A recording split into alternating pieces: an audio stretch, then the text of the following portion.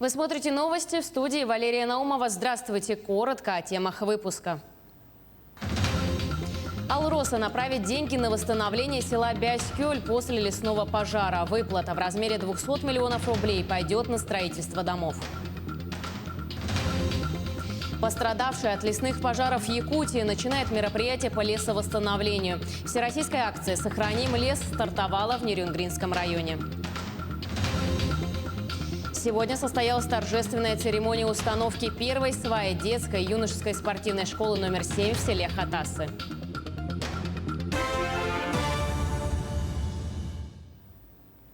Алроса направит деньги на восстановление села Бяскёль после лесного пожара. Напсовет Алроса одобрил выплату в размере 200 миллионов рублей на строительство домов в селе. Средства будут направлены на восстановление жилых домов и объектов хозяйственной инфраструктуры. Финансирование будет организовано через целевой фонд будущих поколений Якутии дополнительно к ежегодному взносу Алроса.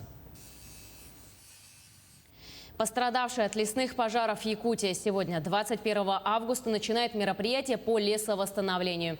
Всероссийская акция «Сохраним лес» стартовала в Нерюнгринском районе. На территории урочища Налды, которое пострадало от пожаров в 2008-2009 годах, участники акции, волонтеры, местные жители посадили 10 тысяч саженцев сибирского кедра. Всероссийская акция «Сохраним лес» в рамках национального проекта «Экология» пройдет до 30 ноября и охватит разные регионы страны. За это время планируется высадка 70 миллионов деревьев.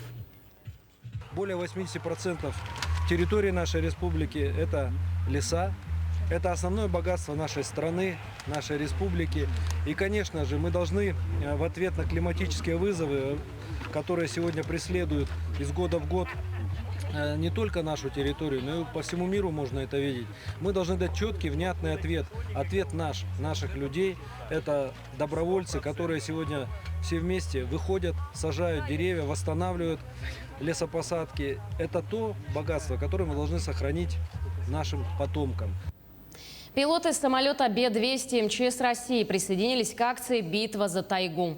Накануне пилоты Ростовского, Красноярского и Хабаровского авиационного спасательного центра после очередного тушения лесных пожаров в Якутии приземлились в аэропорту Якутска.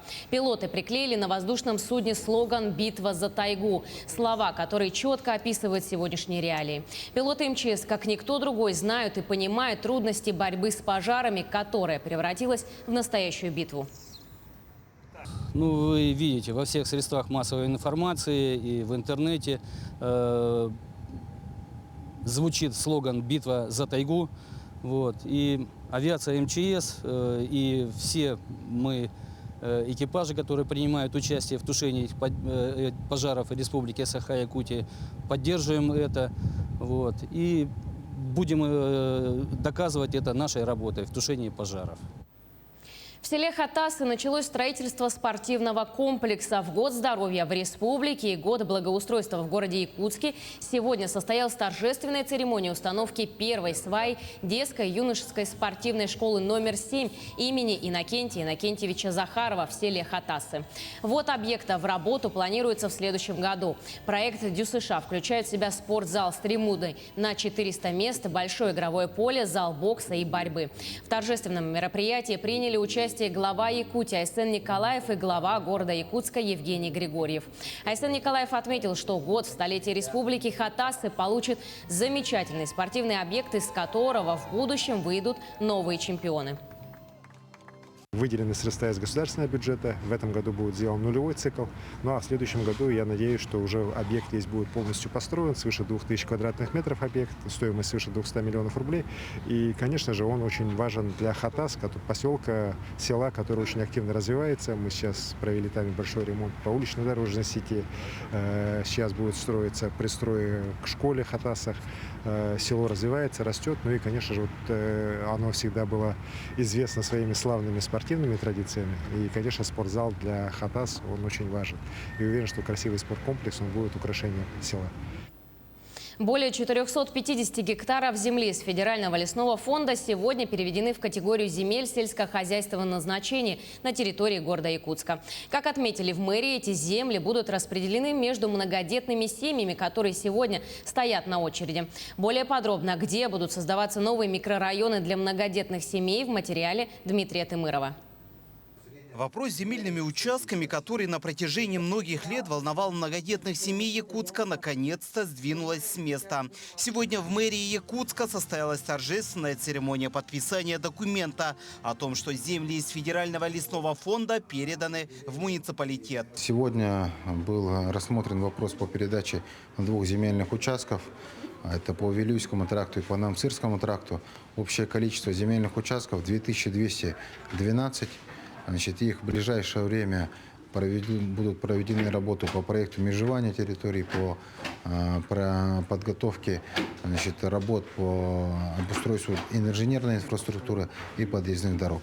Это стало возможным благодаря упорной, плодотворной и систематической работе парламентариев Якутии с федеральным центром.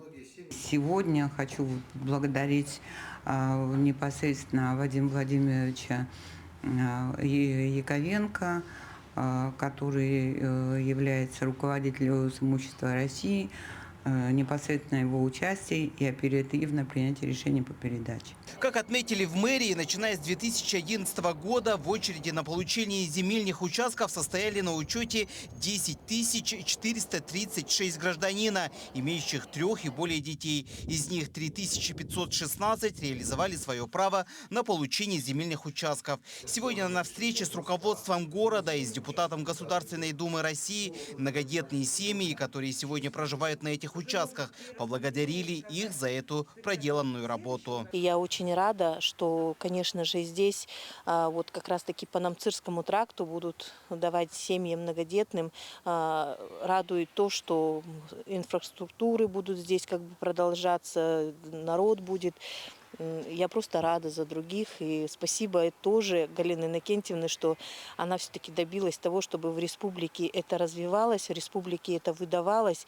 И выдавалось не с каким-то там временным пользованием, право временного пользования, да, а именно в собственность, чтобы человеку это передавалось, и человек имел право распоряжаться. На первом этапе из 2 больших территорий по Вилюйскому и Намцирскому тракту земельные участки получат свыше 3000 многодетных семей, а после передачи еще одной большой территории появится еще более 1000. Между тем, как сообщила депутат Государственной Думы России Галина Данчикова, сейчас на этом работа не заканчивается. Якутия просит федеральный центр, чтобы в данный проект включили новую подпрограмму, чтобы поддержать муниципалитеты для освоения этих земель. И мы сейчас в народную программу сформировали предложение о том, чтобы на федеральном уровне, возможно, была программа, которая бы оказала некую помощь для муниципалитетов в обустройстве земельных участков. Эти предложения сформированы, они направлены еще были в июле месяце для того, чтобы такая программа была. На самом деле важное событие. Новые микрорайоны для многодетных семей начнут появляться уже со следующего года. Ну а работа, по словам региональных властей, на этом не заканчивается. Ведь поддержка многодетных семей – это приоритет для руководства страны. Дмитрий Тымыров, Артем Алексеев, Якутск.